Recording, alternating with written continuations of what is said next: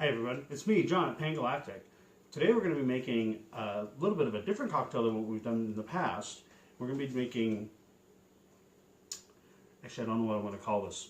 I made it up on the fly this week. A friend of mine called me up and said that it was Maple Month here in New Hampshire.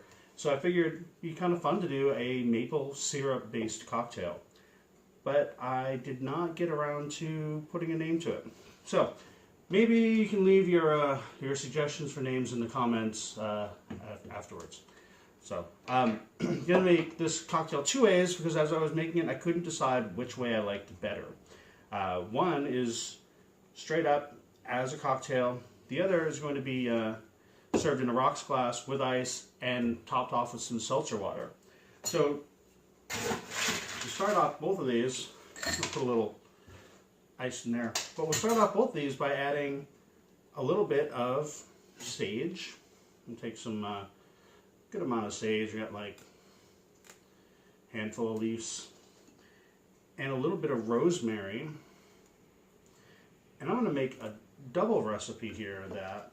A double batch, I should say, of it. So I'll be able to make both cocktails at one time. But we're going to use 1 ounce of maple syrup. And this time of year you can find it just about anywhere, locally anyway, in New Hampshire. You can also find it at the Sugar Shack directly, which is the best place to go. My local Sugar Shack wasn't open until Saturday, and I can't get there, couldn't get there before the video. So I'm going to do 1 ounce per drink of maple syrup. So this is going to be 2 ounces here of maple syrup. Put that right in there.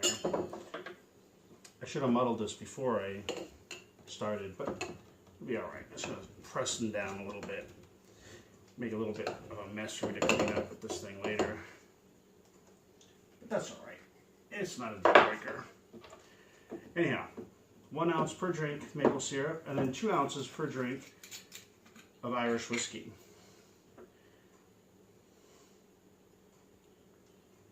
Drain that in there.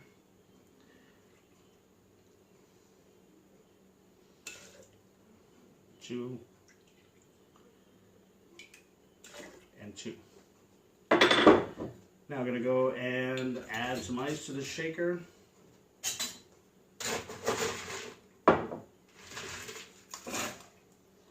And we're going to shake it really well.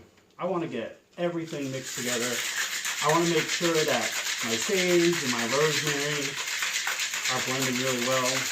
And I also want to make sure that the maple syrup is getting blended in with the whiskey.